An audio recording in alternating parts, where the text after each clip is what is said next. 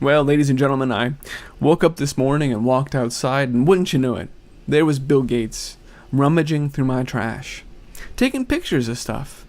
Can you believe it? No, me either. No, it's insane, right? Only today, I will share with you some documents that demonstrate that this is indeed going on, because I realize that it's hard to believe. It's equally inconceivable to me as the eye in the sky, taking pictures of climate emissions, as the surveillance of what we buy at the supermarket, of what we eat, of what we eliminate into the sewers, and of course, yes, what we throw away. Of course, they would be watching that too. After all, that is part of the World Economic Forum's circular economy, where there is no such thing as trash. Everything is just repurposed, turned back into some edible protein bar for the plebs to eat. So yes, of course they're using dumpster cameras armed with artificial intelligence to watch your trash. Let's talk about that. In fact, let's not bury the headline. Here is the letter from Waste Management, the biggest trash company in the world, demonstrating that they are taking pictures of your trash as those trucks roll around, that they already have the data about what you throw away. And in fact, in this letter, they're quite upset at the user for giving them trash that was wrapped in the bags instead of just raw recyclables, because after all, if it's in a bag, I can't see it. We don't really like that. We want you to just give us all of the data in your trash can. Now, I realize this sounds insane. I hear that all the time. Christian is off his rocker, but unfortunately, it's not me that's gone crazy. It's reality. It's the people in charge deploying their anti-human agenda. And in fact, some of the things I've covered in the past, YouTube is a difficult medium because I'll do a report on one thing, like, for example, the Pentagon using an AI weapons system to track your groceries.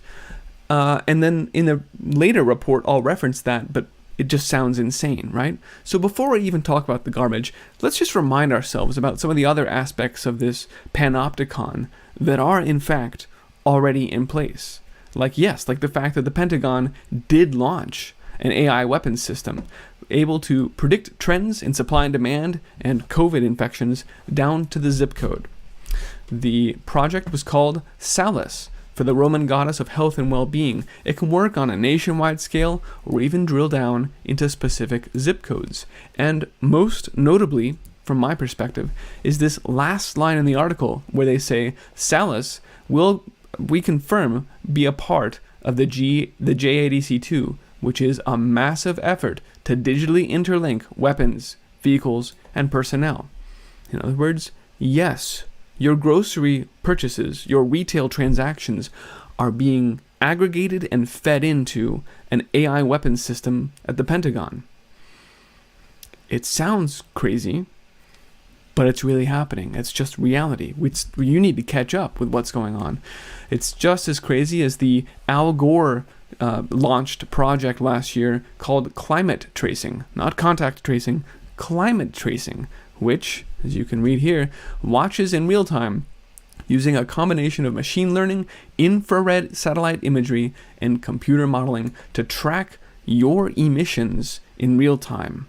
Unless you have one plant too many, one cow fart too many, then you better believe what Time magazine called the best invention of 2020, the climate cop, the green police, in their own words, will notice your unauthorized emissions from their satellites, and they'll come track you down. This is a surveillance panopticon. What you buy, what you do, monitored from the eye in the sky. And of course, we've covered the biobots, the little devices that were launched into wastewater systems, sewers in urban areas, in order for your safety, right? In order to track COVID outbreaks. Of course, the system, the manufacturer does say that we can also use it to track dietary preferences by neighborhoods or look for illicit drug use or pharmaceutical habits. It does much more than just look for COVID in your toilet water. It's a very rich data set that they've gained here by looking at everything that's flushed down the toilet. So yes, naturally, if they're watching everything that comes out of your toilet, they're also going to be watching everything that comes through your trash can. And we've talked about this before because it all ties into the World Economic Forum's circular economy, where we just recycle everything. We take those spent grains from beer and we turn those into a protein bar. We take your wrapper from a plastic device and we upcycle it into something else edible. There is no trash. We're just going to force feed it to the plebs. That's what it's really meant when the World Economic Forum says we're going to save the planet. Whenever they say that, you know it's a problem. And by when will they have this circular economy? Well, of course, by 2030. Now, we've talked a lot about this before, although it's heating up right now. Summer of 2021 here, hearing a lot about how recycling isn't working anymore. We now need to upgrade it to circular waste management. That's the circular economy, right? These talking points have gone out from the World Economic Forum and the UN, the IPCC, and they're filtering down into the media propaganda pieces and pushing people in this forward. Recycling is an outdated solution. It's time, yes, for the circular economy. Again, this year that these ideas are being pushed out. And I want to retrace some of these steps because we've talked about the circular economy before and the fact that South Korea was really a leading example of their surveillance of trash. So here we can read, in 2013, residents were required by law in South Korea to discard food waste in special baggies into designated waste collection buckets. The bags are priced according to volume and can be purchased anywhere. So you need to separate out your trash and you're taxed by what you throw away. Now this was just a warning sign. One of the pioneers of actually taxing people for what they throw away and monitoring them. Naturally, it was China that took it to the next level when they deployed their garbage cans armed, yes, again, with cameras and artificial intelligence, in this case, facial recognition, so that as you threw away your trash, they would take your picture and then associate whatever your activity is with your social credit score. Here from SCMP, ever dream of having trash cans keep an eye on you with facial recognition to make sure you're sorting your trash correctly? Well, the nightmare is alive in Beijing. You can read down here. Some districts have face scanners attached to trash cans as part of a nascent scheme. Yeah, it's just beginning. This is just the rising vibes, baby. We're taking this all the way ultimately. But as part of this nascent scheme to encourage recycling, the smart trash cans automatically weigh each set of garbage. And what do? They adjust your credit score. They assign corresponding credits or rebates or penalties to the individual. And you remember China launched their Clean Your Plate initiative where they said you can't post pictures of eating to social media because it encourages food waste. Yeah, this is all the same thing. If you throw away too much food, your social credit score will suffer and you may not even be allowed to buy that much food next week. That is the carrot and the stick approach to encouraging people to enter the circular economy. Stop throwing things away. We're going to charge you extra if you do it wrong. How is this going to happen in the US, where people are used to just throwing away? Look at New York City. People just throw away stuff constantly. They're totally divorced from the reality of where those things go once they put them in some bin somewhere. You know, I'm not arguing that that's a good scenario we're in right now. People throw so much stuff away. It's disgusting. I would argue we shouldn't be using plastics. We should be using more compostable things. You can just feed it to your chickens. That's a circular economy. I feed food waste to my chickens and they give me more food. It's fantastic. You should try it. But no, again, it's Bill Gates, one of the main shareholders of Waste Management. After all, it's actually 10% of his $1 billion portfolio there at the Bill and Melinda Gates Foundation invested in a trash company. But why? Why? In fact, there are articles asking that question. Why? Why is Bill Gates investing billions of dollars in waste management? What does he see in this? And they speculate, well, it's a counter-cyclical stock, so it's actually a nice hedge. No, the real answer is that they need to own it so that they can force these changes on you. They have to own the trash companies, and they do. Waste Management is owned both by Bill and Melinda Gates, right there, but also, yes, of course, Vanguard and BlackRock, who are also the number 1 and 2 owners of the second biggest waste company, Republic Services. Those are the number 1 and 2, Waste Management and Republic.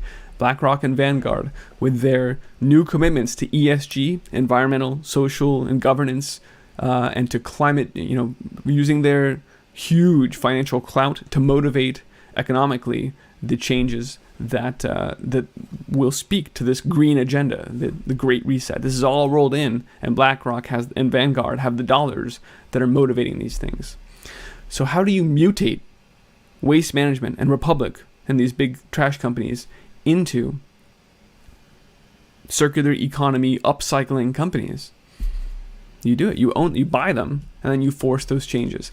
And I've covered before the fact that somehow these billionaires seem to have a bit of a penchant for garbage companies, even around the world. Remember, Carlos Slim, George Soros, and Bill Gates had gone in on a new recycling facility in South Dallas through a public-private partnership that sees artificial intelligence used in their recycling facilities.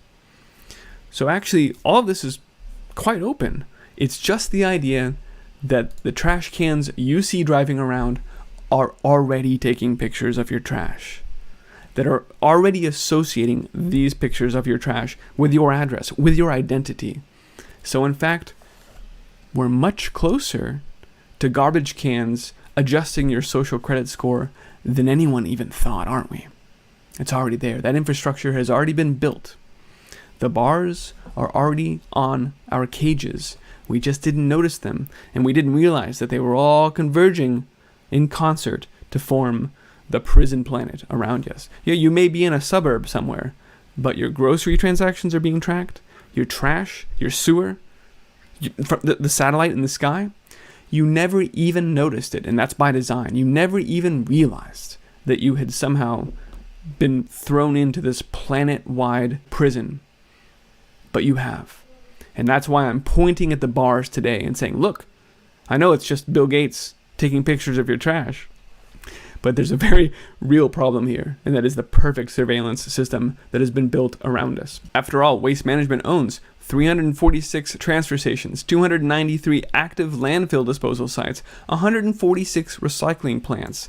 They, together with competitor Republic Services, handle half of all the garbage in the US. Yeah, that's why they're so valuable to the billionaires who wish to fundamentally transform the food system, fundamentally transform the garbage system too. This is part of the deal.